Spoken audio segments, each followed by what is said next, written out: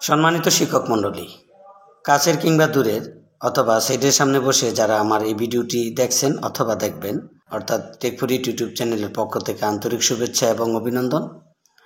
আজ আমি আপনাদের জন্য ইএফটিতে অর্থাৎ তৃতীয় ধাপে যারা বাদ পড়েছেন, কী কারণে বাদ পড়েছেন এবং পরবর্তীতে কী করণীয়, কী করতে হবে, এবং তৃতীয় ধাপে যাদের কিছু জটিলতা আছে কিন্তু ইএফটিতে আইবাস প্লাস প্লাসে নাম প্রবেশ করেছে তাদেরও কী করণীয় সকল কিছু মিলে রয়েছে আজকের এই ভিডিওটিটা। 84,000 শিক্ষক কর্মচারীর মধ্যে স্বস্তি নেই, যেহেতু ডিসেম্বর মাসের বেতন জানুয়ারি পেরিয়ে ফেব্রুয়ারিতে পদার্পণ। এই বিষয়টি আপনাদের সাথে আমি সমবেদনা প্রকাশ করছি। এই সমস্যার সমাধানের জন্য অবশ্যই ইএফটির কার্যক্রম শুরুর পূর্বে সংশোধনের কাজটি শেষ করা বা সময় দেওয়ার দরকার ছিল। তো এখন যেহেতু ফুট করে একটি কাজ ধরে এই জায়গায় এসে পড়ছে, একটু সময় তো দিতেই হবে।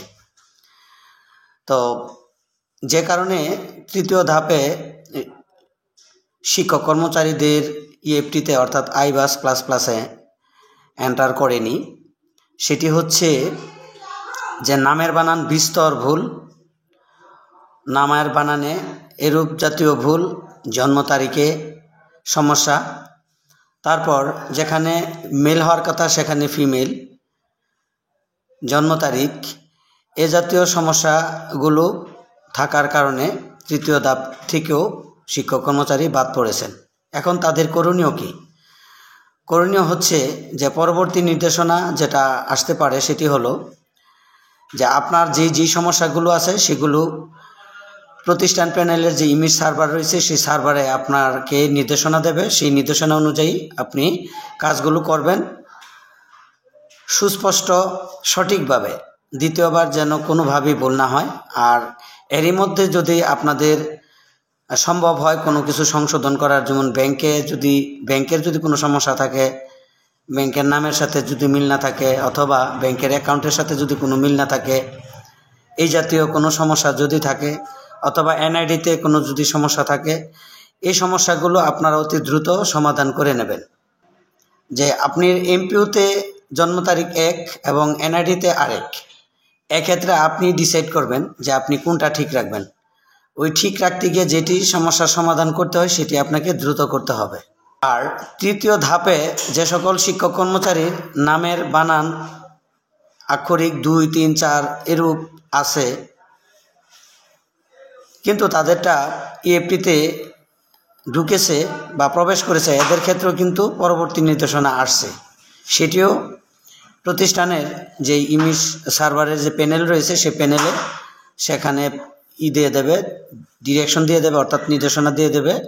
সেই নির্দেশনা অনুযায়ী আপডেট দিতে হবে, অন্যথায় পরবর্তীতে হয়তোবা বেতন ভাতাদি পেতে সমস্যার সৃষ্টি হবে। সেটি অগ্রিম না বলাই ভালো, তথাপি যেমনটি ইঙ্গিত পেয়েছি। আর যারা ধৈর্য ধরে প্রথম থেকে শেষ পর্যন্ত ভিডিওটি দেখবেন তাদেরকে বলবো, যদি ভিডিও ভালো লাগে তাহলেই একটা লাইক কমেন্ট দেবেন, আর ভালো না লাগলে অবশ্যই খারাপ মন্তব্য থেকে বিরত থাকবেন, আপনাদেরকে অনুরোধ করছি। তা আশা করছি এ জাতীয় যতগুলো ভিডিও দিয়েছি আপনাদের স্বার্থে উপকারী হয়েছে, অপকার হয়নি। 2-4 জন আছে যা আসলে হাতের আঙ্গুল যেমন 5টি সমান থাকে না, ফিঙ্গার ইজ নট ইকুয়াল যাকে বলা হয়। তো আশা করি মানুষের মধ্যে এরূপ কিছু কিছু মানুষ রয়েছে যারা সমান নয়, ভেদাভেদ থাকবে, এটাই স্বাভাবিক।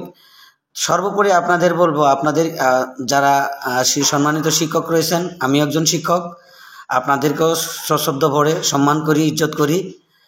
এবং আমার ভিডিওগুলো আপনার ভালো লাগলে অবশ্যই আপনারা লাইক দিয়ে পাশে থাকবেন এবং শেয়ার দিয়ে ভিডিওটাকে আরও প্রস্ফুটিত করবেন, ভিডিওকে আরও সম্প্রসারিত করবেন তথ্য উপাত্ত অন্যরা পাওয়ার জন্য। তা আজকের মতো ভিডিওটি এখানেই রাখছি। আল্লাহ হাফেজ।